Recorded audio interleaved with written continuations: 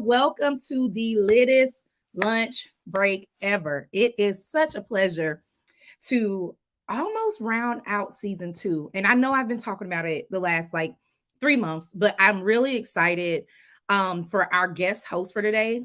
Y'all know every now and then I like have people that I love and trust take over this show because they help build this thing. So without further ado, I'm going to introduce my dear friend, Chasity Billingslea. I got it right this time, Chasity, Yes. no longer Jones.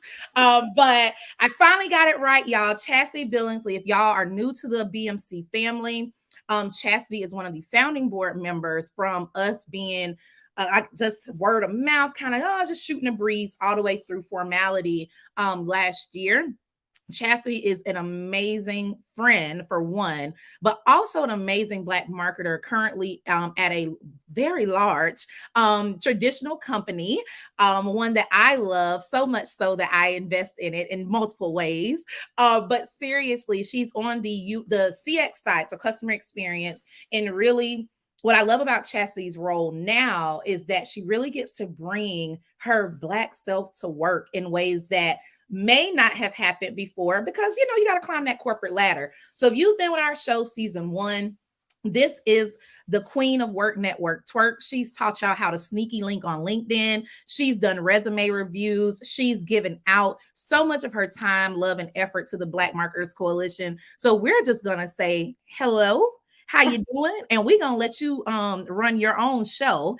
I'm gonna be on the back end making sure I see y'all's questions, making sure she's answering any of those that's out there. So please drop them in the chat.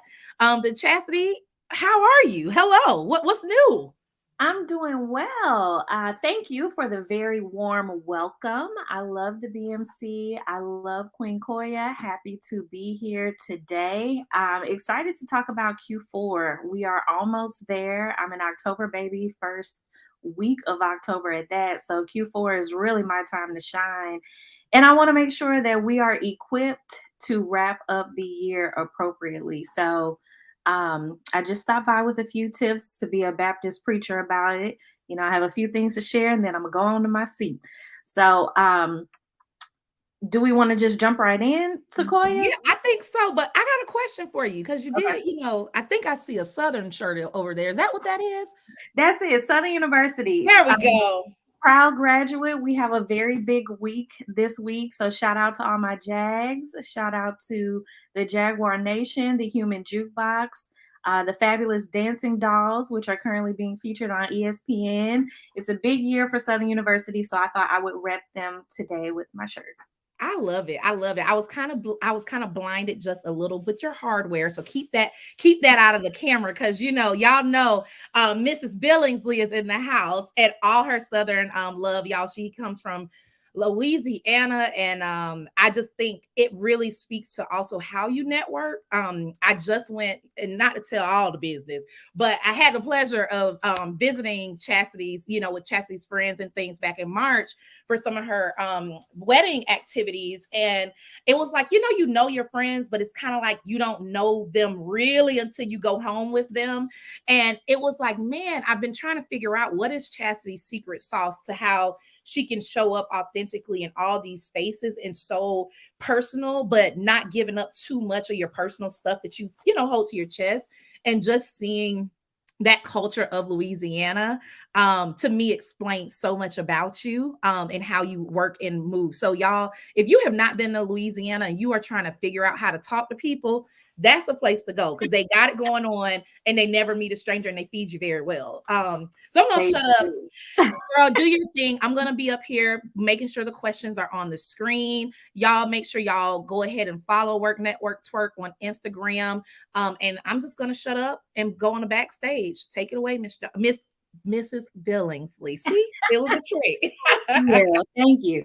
Yep. So, just a few quick pointers as we prepare for Q4. So, today's session is a continuation of our sneaky link session that we had earlier in the year. So, I want to make sure that we feel empowered to wrap up Q4 and wrap up 2022, acknowledging all of our successes, but also shedding some light on the opportunities that we have for 2023. So keep in mind when you are having conversations with your manager, when you are talking with your peers, when you are vetting new opportunities, even, people want to know that you have not peaked. Right. So that's an important part of the conversation, making sure that you show, yes, I am that girl, but I still have some opportunities to grow in your team and provide even greater impact. So, keyword there being impact. The first thing we want to do is prepare an impact statement. Okay. So, you don't want to be caught off guard trying to put together mentally everything that you have accomplished in 2022.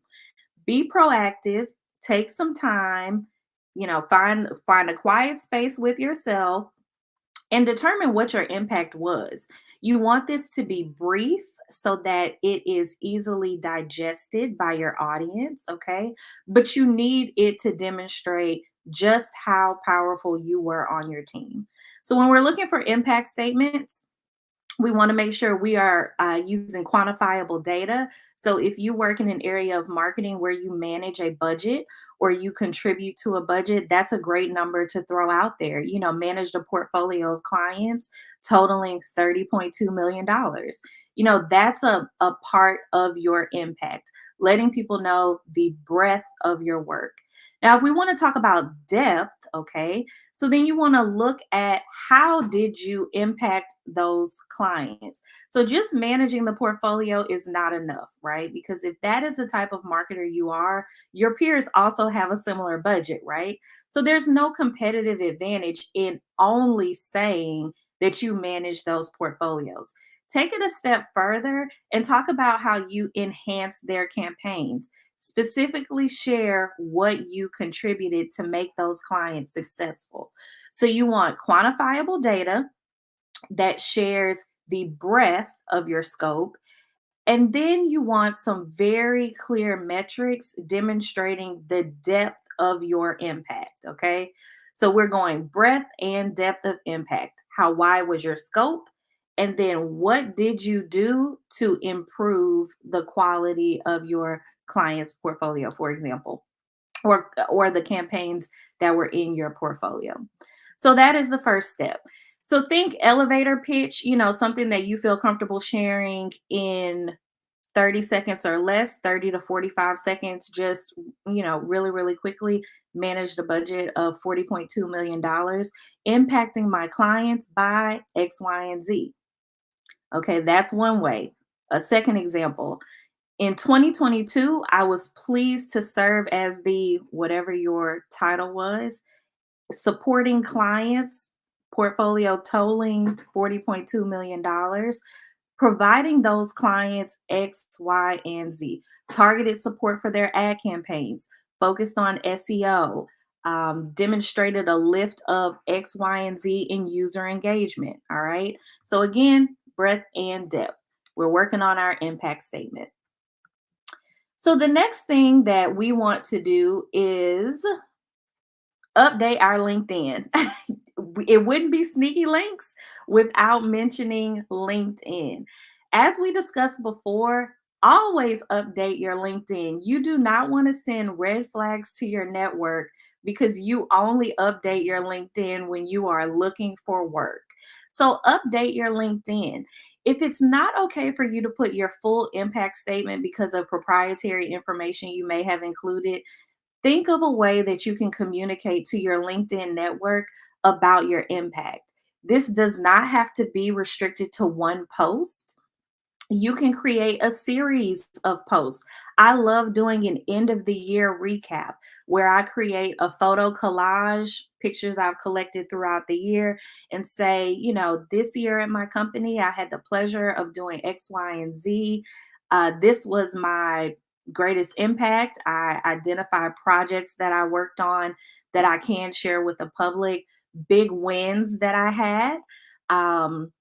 And then I talk about volunteerism. I always like to include a component of corporate citizenship or some type of service project, volunteerism included in that reflection.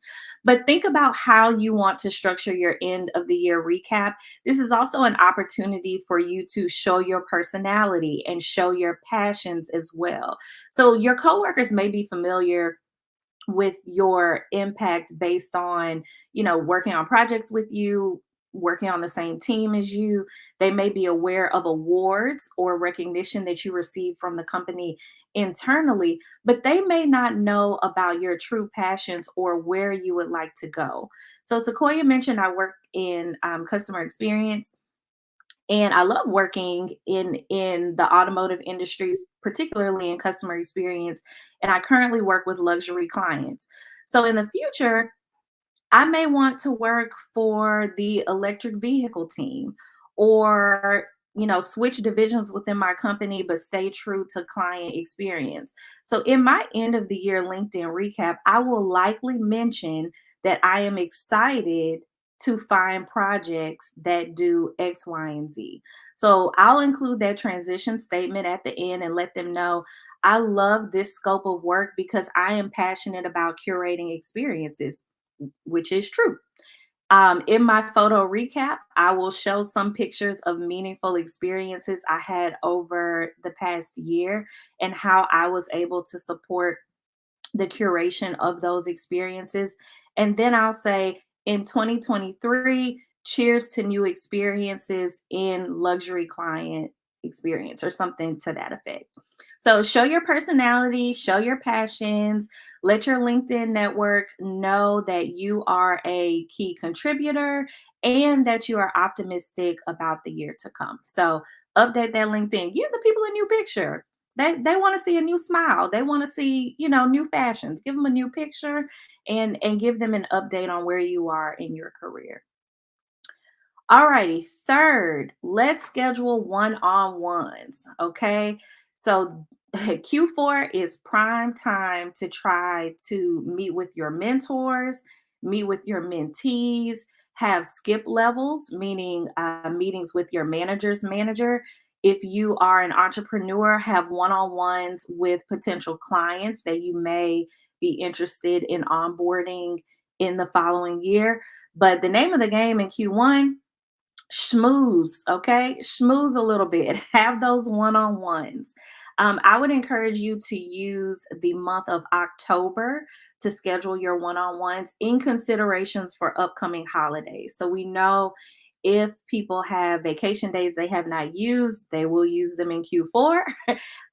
Companies offer extended holidays in many cases toward the end of Q4. So really use October to maximize any available time you have to connect with your mentors. Now, the great thing about the tips that we're sharing today, they all build upon each other. Okay. So when you're thinking about going into your one on ones, you already have your impact statement. So, your impact statement is certainly to be shared with your network. So, in those one on ones, you want to share what you accomplished in 2022 and what you hope to accomplish in 2023.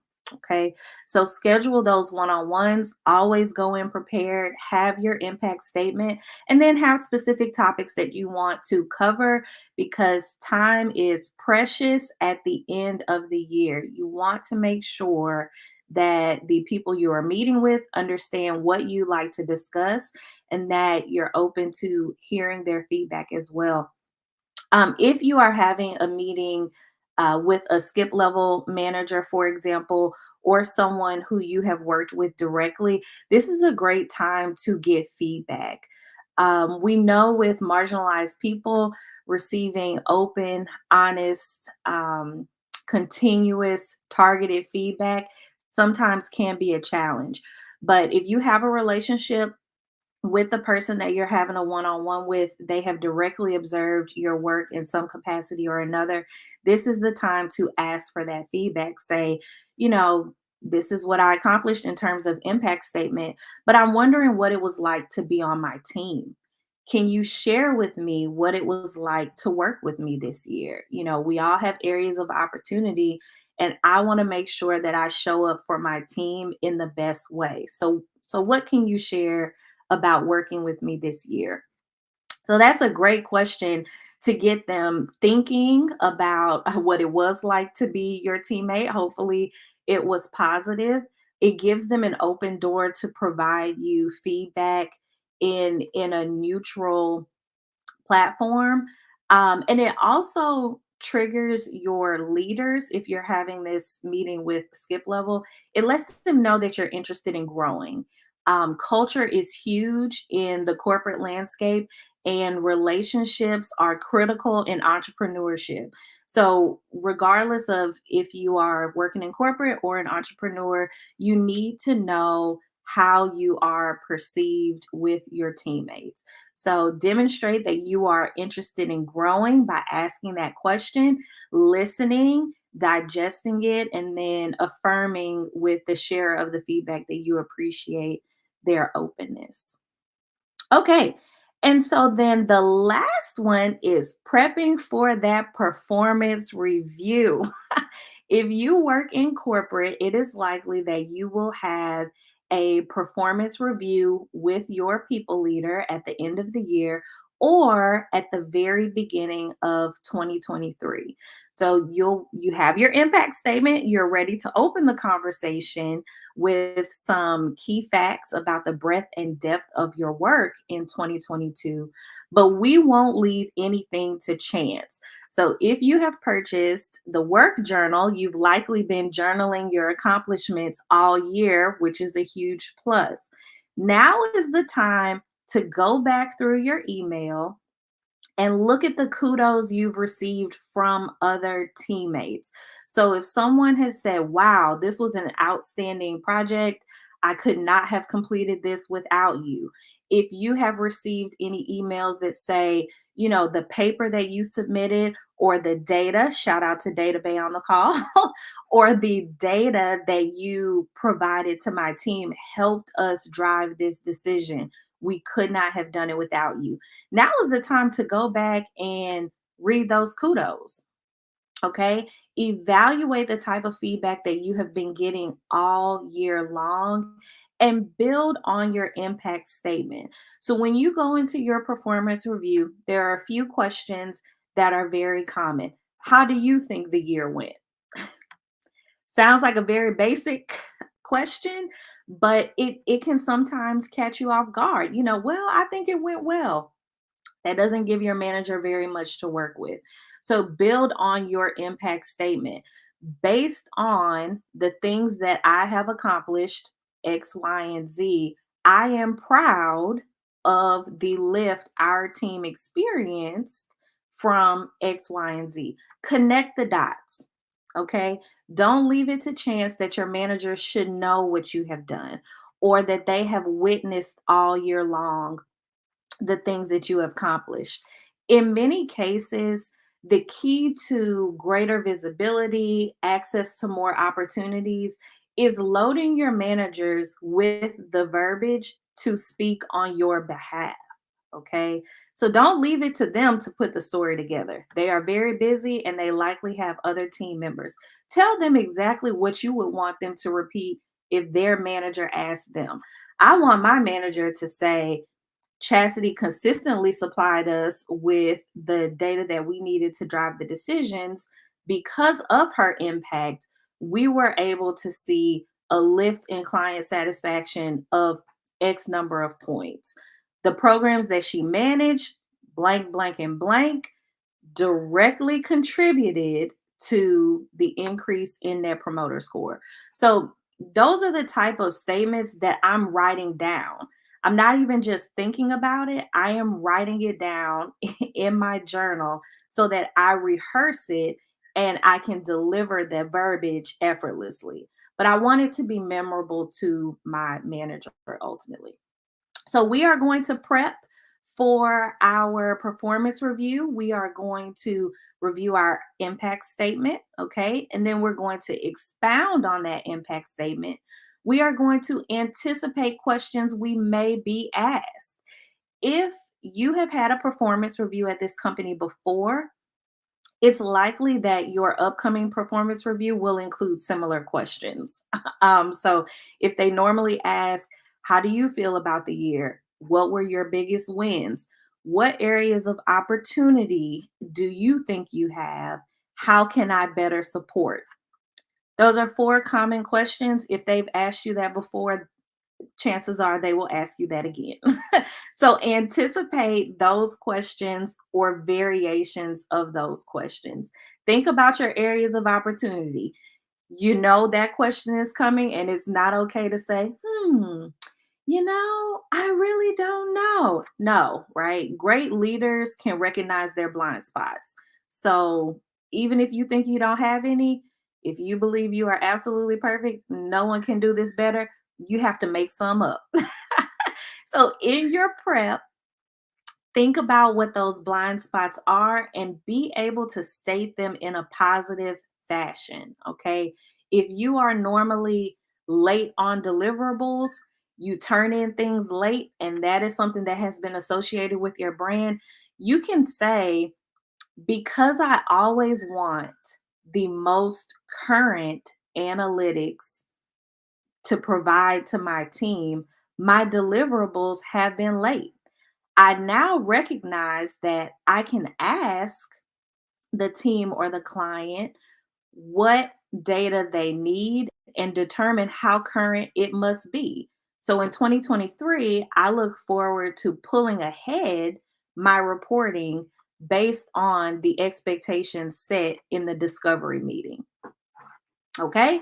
So that's a way to say, yeah, I know I turned in all my stuff late.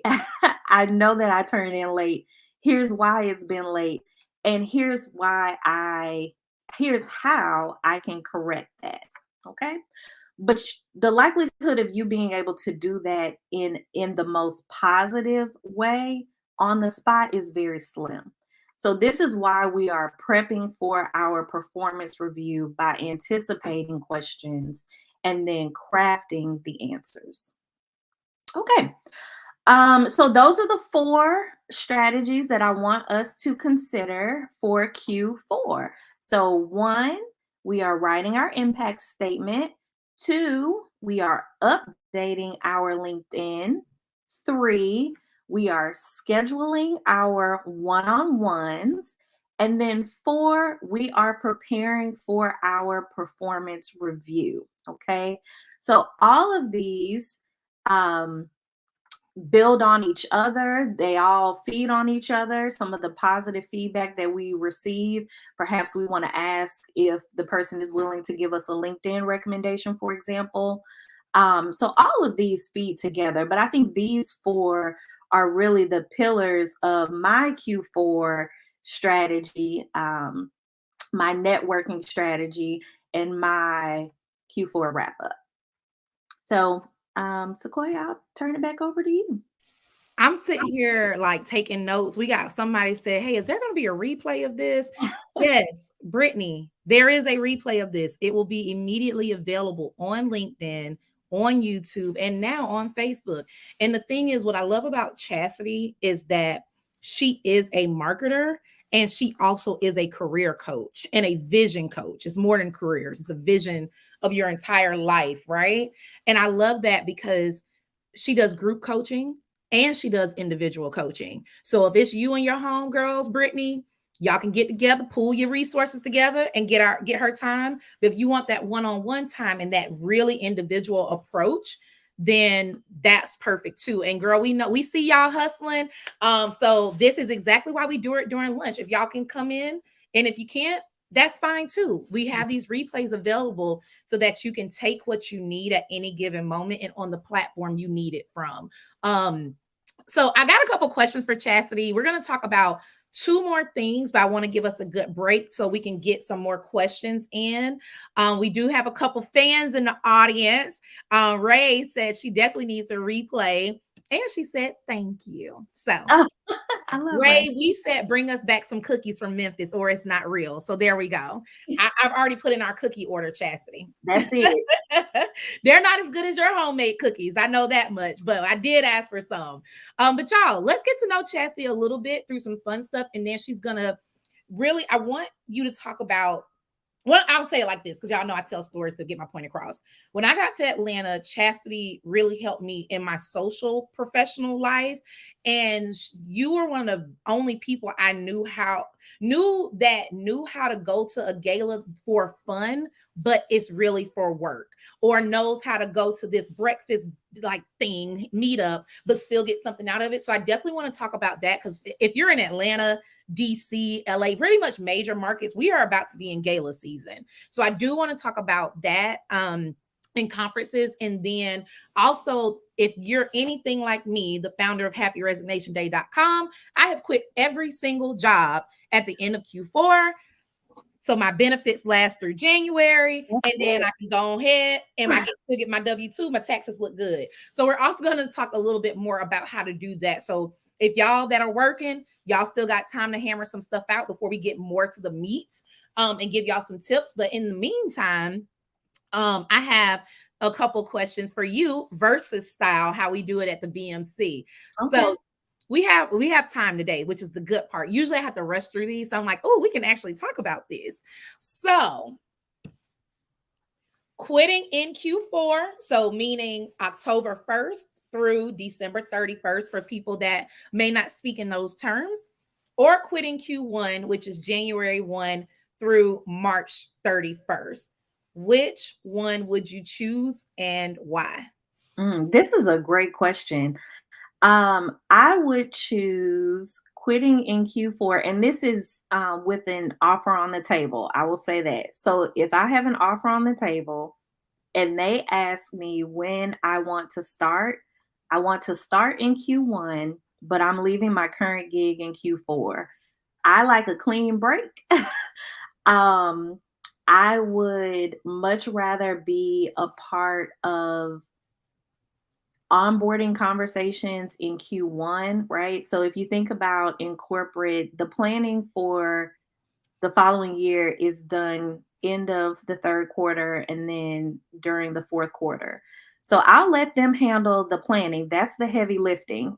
And then I will come in Q1 and get the understanding of the plans, what needs to be implemented, and then be prepared to onboard in Q1. Sequoia did bring up a good point about benefits. I would prefer a clean break as well for that reason. So I'm taking October to get the understanding of if I leave on such and such date, how long do I have on my insurance? When will be my final check? All of those things. I'm probably doing my holiday shopping early in Q4.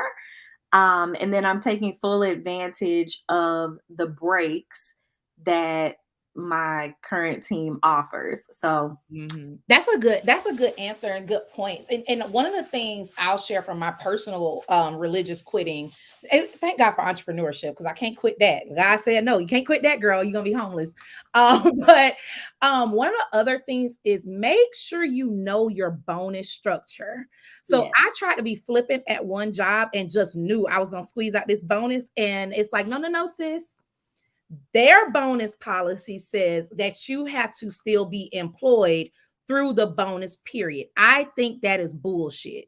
So meaning if the annual bonus is January 1 through December 31st, but the payout is not until the last check of January to get even though you work January 1st to December 31st, the year prior, you have to still be employed the month until you get that bonus, or you don't get anything. I personally think it's robbery because you did do the labor for the year. Yeah. You work for it.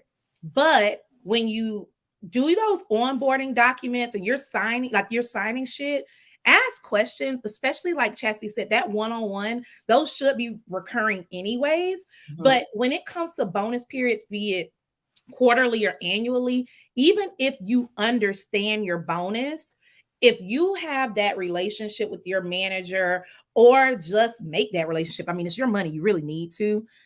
I always tell people, understand the bonus structure and play the game that works best for you. If you have a $10,000 bonus that it just requires you to essentially fake work for 4 weeks to get it, but the job you just got only gave you a $5,000 bonus,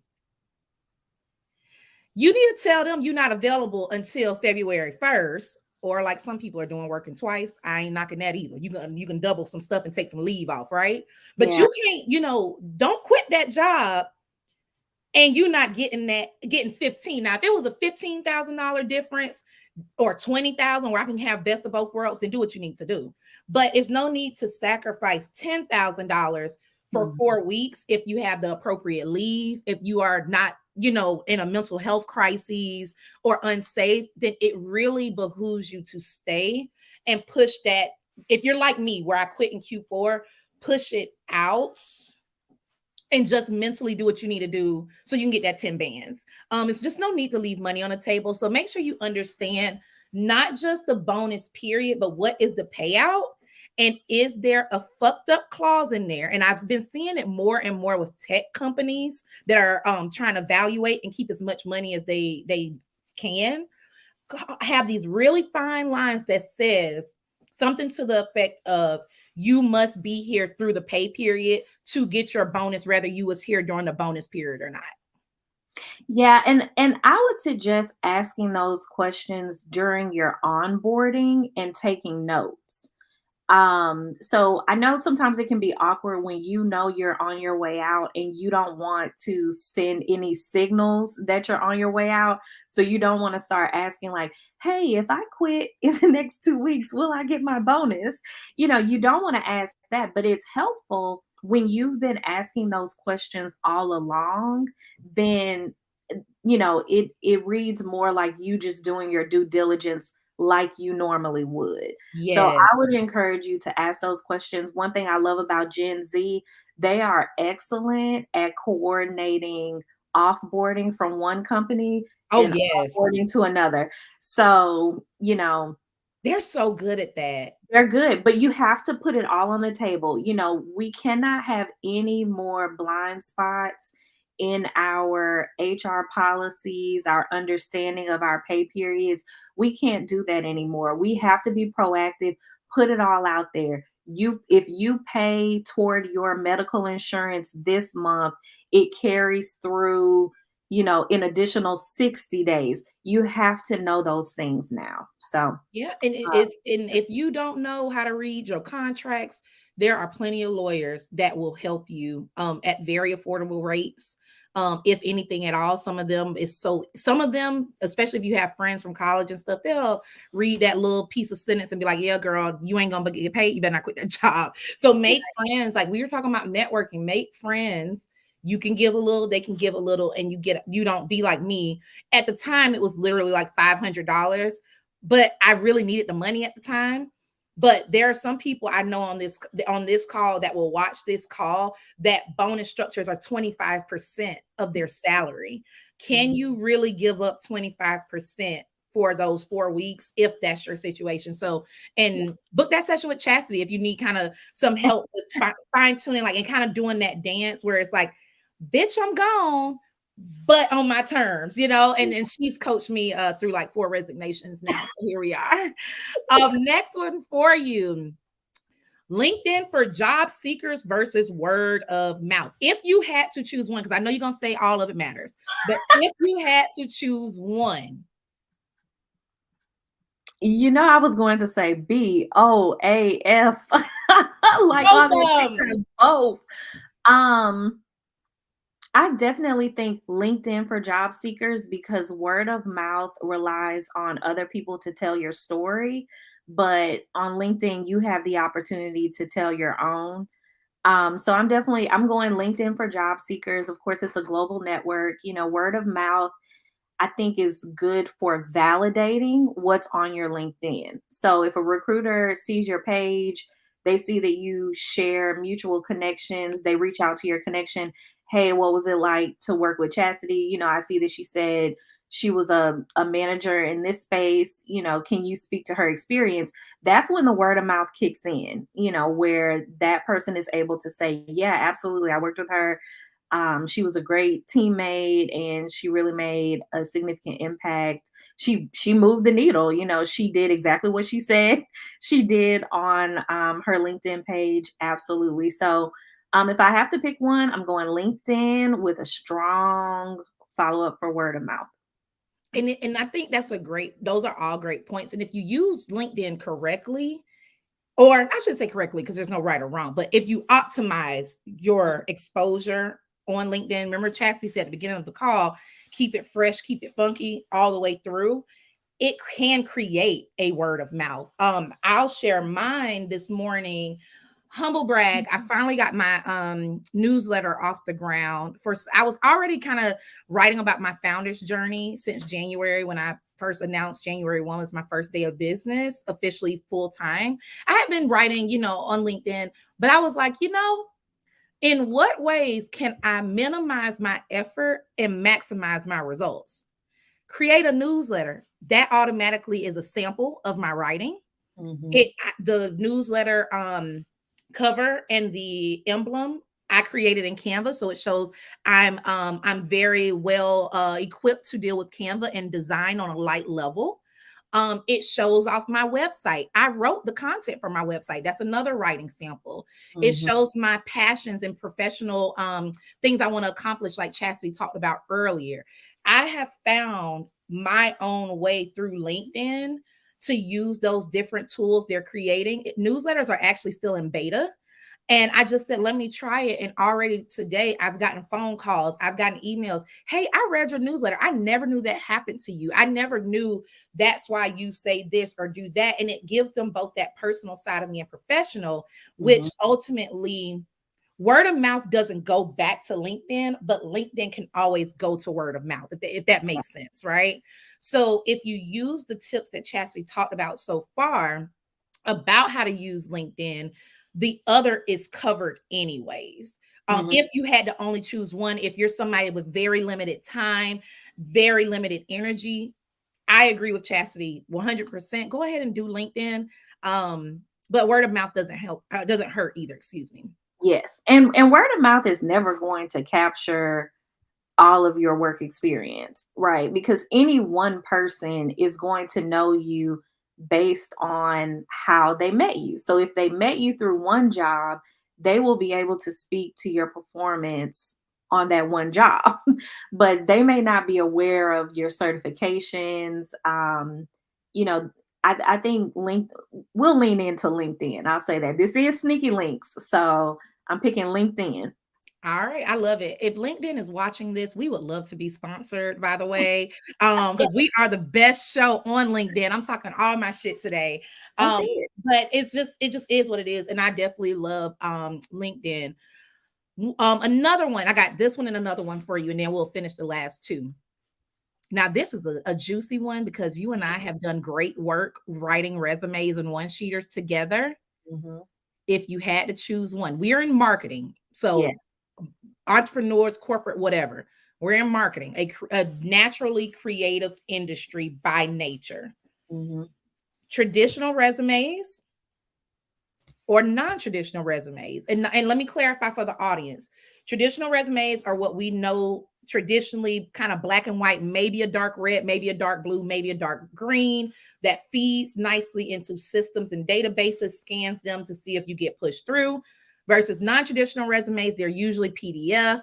They usually have a little more color. You may see a marketer with a face on it or a logo, and usually has a little more things, just like what she said about LinkedIn, a little more things about showing passions versus just here's my CV or here's my accomplishments. So I want to make sure the audience knows that. So what say you, traditional or non-traditional? Non-traditional for That was marketers. easy. That was For easy. all the reasons you just said, if you are functioning in a creative space, and I mean, even if you work in a super conservative environment, I would still say non-traditional resume, because you need to differentiate yourself. Now, non-traditional does not mean casual.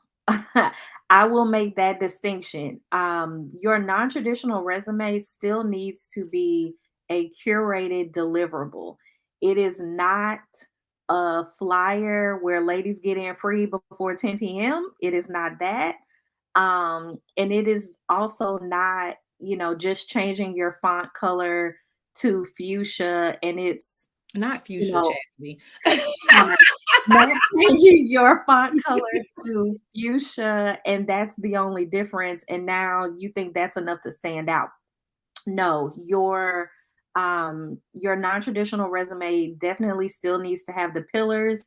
It needs to represent your experience, it needs to represent your education. But I think like Sequoia mentioned about some of her deliverables that are posted on LinkedIn, it is still an opportunity to demonstrate the type of work that you can produce. um, if you work in an environment where a traditional resume is preferred, I would encourage you to have a one pager. Sequoia mentioned that we've done several of them together, and I would encourage you to have a one pager that speaks to your passions and who you are as a person.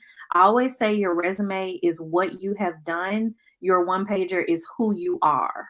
Okay. So if I have to pick one, I'm going non-traditional resume. But if I can, I think the optimal combination is a modern resume with a one pager that shares more of your personality and passions. And I love that. And I'm going to actually show y'all an example because we like to be action oriented here at Black Marketers Coalition. So this is something now Chastity did not design my one sheeter. And I say that to say she is the better designer of us. And usually I tap into her, but I needed this done like now. And I can't just be demanding people's time. But her style of the one sheeters, I think are a little bit clearer than mine is. But it gets stuff done. So you figure out who can do what for you, what's your style, what's your consultant style, and figure out something.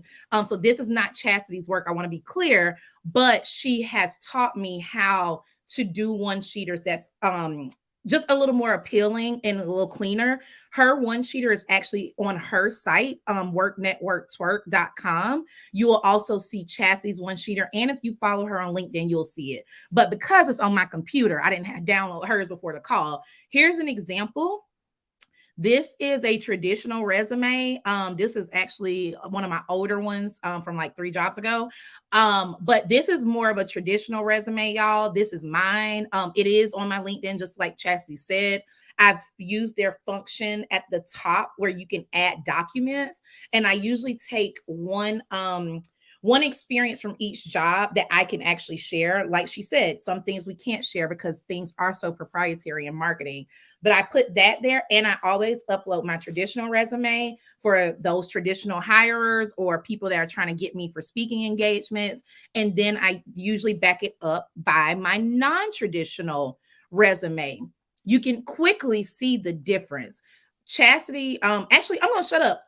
Chastity and the audience in the comments, are there certain things that y'all can tell that are different between the traditional and non-traditional off rip?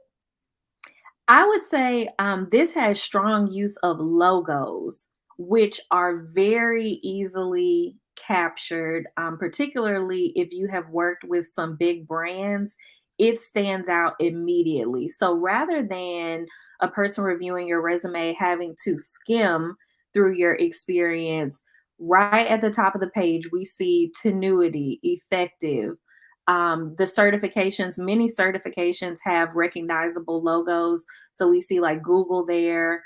And then organizations, of course, if you're a member of the D9 or some of the more popular professional organizations, that immediately jumps. So if I am a member of any of these organizations or a fellow alum of any of these companies, it jumps off the page at me immediately instead of me having to skim through to get a glimpse of the experience. So I love the logo usage. That's my favorite part Thank of you. the one pagers. And then the same, I think, with the one of the things Chastity mentioned earlier was about your actual impact, but also the depth of it. And so for me, on my traditional resume, I wanted to list a lot of tools. I'm in marketing research, so knowing tools namely in marketing research, it really any marketer, it's kind of like, woo, we don't got to train her on that. Woo, we don't have to train them on that because that's money for them. So I Right. made sure to call out the tools, but also call out how much revenue I was in charge of and if I helped grow it throughout my career, and also highlighted all my different nominations, all my awards, and all my media features, because that's what people want. Same with what she just said. It's different, right? You kind of got to look like, oh, what's that? The A pledge, what's that? Black Marketers Coalition, what's that? Versus the one sheeter, all those logos and brand recognition for the bigger ones were there to start the conversation. Um, Anything else on that, Chassis, from the traditional side, or things like you would say, hey, you gotta have?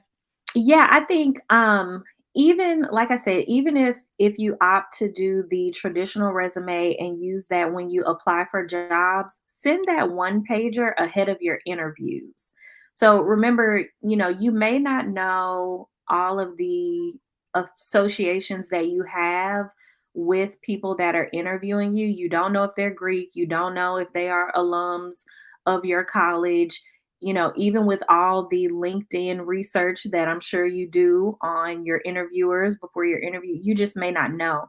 So I like to send my one pager ahead of interviews, ahead of one on one conversations, and it helps put the ball in my court for conversation starters. So when I send mine, anyone who shares an affiliation that I have, they're going to say it at the beginning of the interview. Mhm. They're going to say it at the beginning of the one-on-one. If they're Especially the Greek, black ones. Like, oh, absolutely. it's all right. Absolutely. But if they are also black marketers, it gives them a safe way to call out those affiliations in a mixed audience. So Yeah. they can say, "Oh, we're in the same sorority." They may say it like that, but that's very different than you having to bring it up and say like, "Oh, I'm a member of X, Y, and Z," and then they can Yeah. say, "So am I." So if you have that one pager, send it ahead of all of your non-work related meetings. Every one-on-one, I send a one pager, and I keep my one pager updated with my most current accomplishments. So if I And headshot, because you see mine was old. I'm like, wait, I never updated that. It's time to update it. We already talked about our Q4 strategy. When you update your impact statements, when you update your clients, Sequoia, then you want to update those logos at the top of your one pager with some of your most outstanding projects from the year. And I actually do need to set my consultation up with you, because I need to figure out how to do this as an entrepreneur Hmm. versus somebody for the entrepreneur pitches, and then for my freelance pitches. So I'm even gonna be getting Chastity's time. I did see time again, because we like beignets, breakfast, and business. We did have one question I wanted to answer. Brittany, how does the LinkedIn newsletter translate into more? I noticed there's no export feature. I'm so glad you said that. I actually had a conversation. I don't know if Bianca's still on the call, but Bianca from the Level 8 Agency, one of our amazing sponsors, she is an amazing web designer, brand identity coach, and so much more, political activist and everything. And she has really, really helped me bring my make my website where it works for me. And one of the things that I asked, I said, well, is there like a feed or a stream? The answer right now is no. The good thing about LinkedIn's beta is that we can give feedback back to the company so that they can consider it for their next round of iteration. So I will make sure I include your feedback.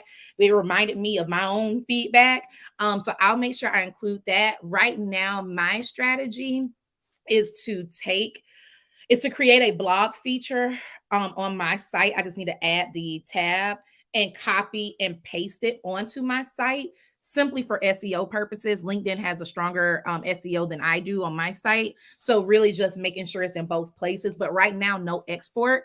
And they only have it where you can share it out, but not like where all the comments aggregate into one. So I hope that answers your question. And then she also said infographic feel for non-traditional. Yeah, I like that. Kind Hmm. of like your own infographic. Yeah. All, all right, another one for you is the last one. Baby, it's time to figure out what I'm doing in Q4. We have the mayor's ball, which I am still trying to get to 5 years later. We have holiday parties, we have Urban League, we have all those organizations, sororities, fraternities. We are approaching gala season for Black folks. I don't know what white folks do because I'm not that, but for the Blacks, every organization that I can think of has some scene event. Yeah. So we are the Black Marketers Coalition. We talk about how we can succeed. Galas and soirees for networking in Q4 versus breweries and golf courses that I've been seeing from the general population. What say you? I'm going multicultural market. I'm going galas and soirees for 200, Alex. Yeah, I definitely think you go where you feel the most comfortable. You know, a lot of people talk about business being done on the golf course, and then I see them trying to learn how to play golf. At the end of the day, you don't want to go anywhere where you are uncomfortable. It will be noticeable to those who you are engaging with. So if you are not a golfer, um, or if that is not, an indigenous space for you, then it's not going to be beneficial for you to go there and then try to make sure that you're doing the right thing while you're trying to have conversations. Go where you're comfortable. Sequoia, you mentioned, me being from Louisiana. In Louisiana, the rappers, the politicians, the doctors, the lawyers all went to the same school. They're all classmates. We have no division. That's why they So can spell that's exactly why. INDEPEND. That's exactly why. But, I think because that is natural to me, I feel comfortable discussing any topic in any setting. I went to Southern University, I went to an HBCU. So the same people who were in my projects for accounting class were also in the club with me. That's our college experience. You can do both. You can do all things in the same space. You have to just be confident and understand that the full conversation may not happen on the dance floor, but when you're at that soiree and you see someone you need to connect with, it's enough to just introduce yourself, let them know what you'd like to discuss with them, and ask if you can get some time on their calendar. You do not have to try to, handle your full pitch, your full negotiation, all of that on the dance floor. It's enough to say, we're here. I see you. I need to connect with you. Let's have a good time and talk Monday. That's enough. So I look forward to gala and soiree season every year. It helps if you have a signature outfit. Don't get too crazy, but pro tip: if you have like a potential client and you know what their favorite color is, that's the color you should wear. If you go there thinking like, oh, if Jane Doe is here, I need to try to get on her calendar. You need to research Jane Doe. If she's got a thing for statement necklaces, y'all saw the Princess Diaries. Go back to your training, okay? Mhm. Make sure you can stand out. Y'all saw Devil Wears Prada. You know, Yes.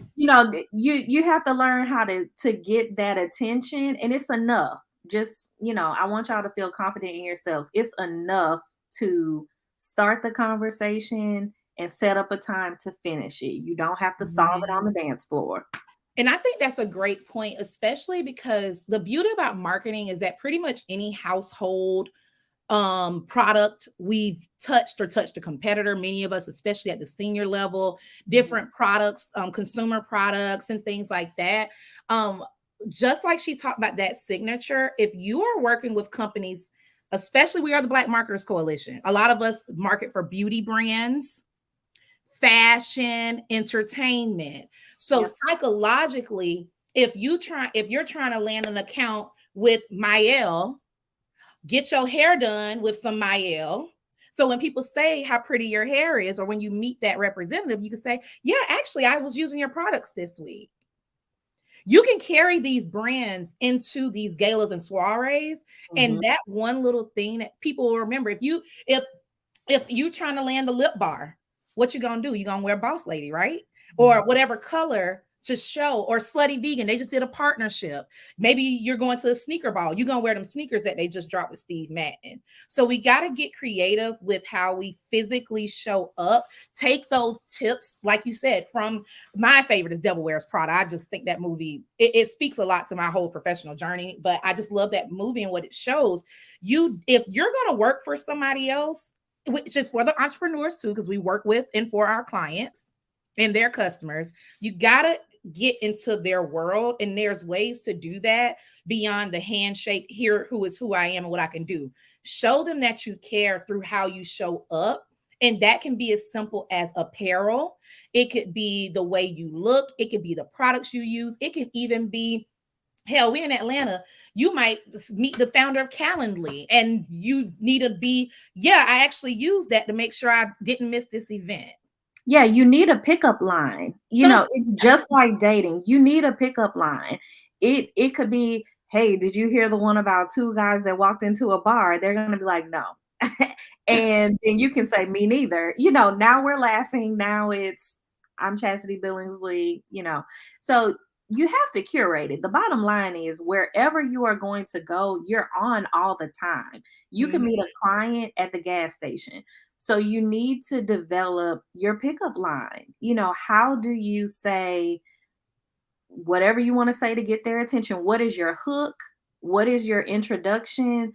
And then how do you transition to next steps? And it needs to be done in really under 2 minutes. You should be able to make Mhm. your case in under 2 minutes. And it all comes with preparation, like we talked Yeah. about earlier. Y'all, we are almost at the end, but I did want to make sure the National Black MBA Association, their conference is in a few short weeks. It's actually in Atlanta.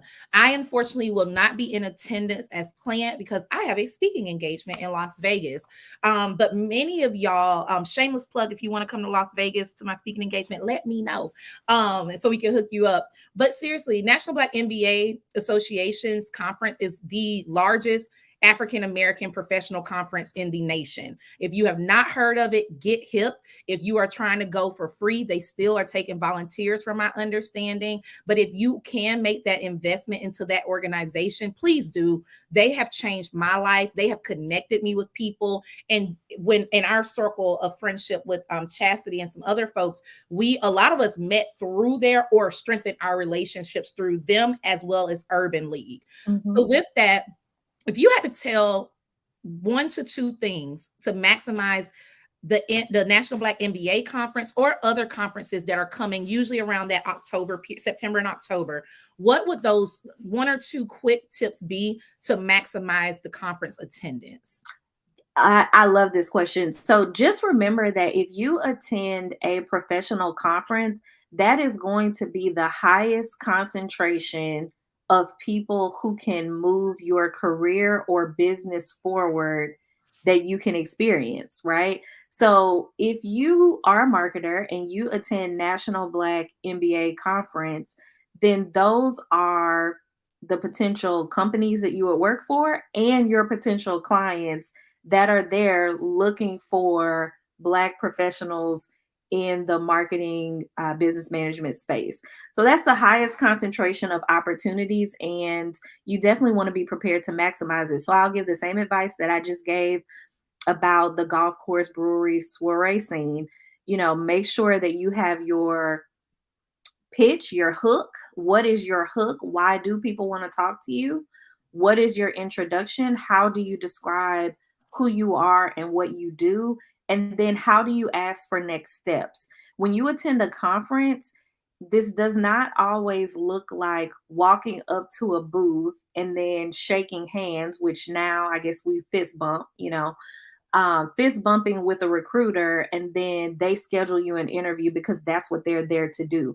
National Black MBA has a thriving social scene after the conference sessions have ended. So it could look like, going to the Pepsi party or, one of the concerts that are hosted. And you still need to be able to deliver your hook, your introduction, and ask for next steps, whether it's an interview, time on that person's calendar, um, all of the above. So practice it. practice it over and over again. Practice your impact statement over and over again. So that's one. Two, I would prepare a tool for people to connect with you quickly. The last time I went to National Black MBA conference, I had QR code stickers made and I put them on the bottom of my resume. At the time, people were still taking physical copies of resumes. So I put the QR code sticker at the bottom of my resume. I also put it on the back of my phone and it went to my LinkedIn. So all day long, people are going to say, yeah, let's connect, let's connect, let's connect. And I would just say like, okay, scan. And there was a sticker on the back of my phone. And I'd be like, okay, scan. It takes you right to my LinkedIn. And the same thing happened with my resume. And every interview that I had that conference, the interviewer mentioned that they had been to my LinkedIn. So that again put the ball in my court because rather than ask me generic questions, they asked me questions about things that were on my LinkedIn, which is exactly what I wanted to talk about.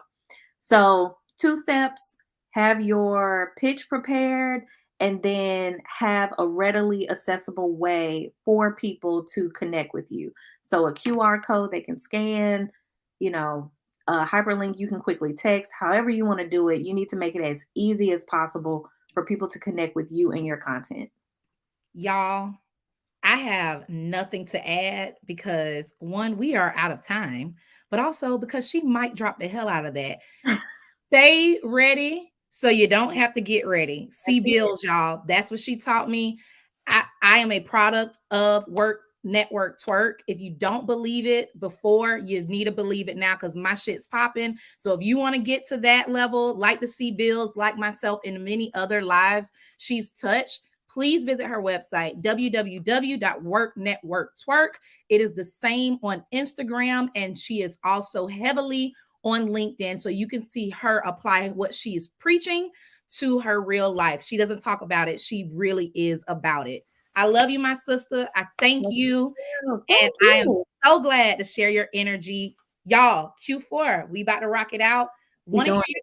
Listen, y'all, if y'all take some of Chastity's advice, please let us know. We want to make sure we continue to bring content that is actionable, that brings results. We are a data driven organization. So bring us the data so we can continue to do the work for y'all. Don't forget, our journals are available for next year. Y'all say this stuff is very helpful. Make sure you write this content out. Make sure you make connections and keep your journal. So visit us, www.blackmarketerscoalition.org, for your journal. They're low. They're $25. You can't beat it.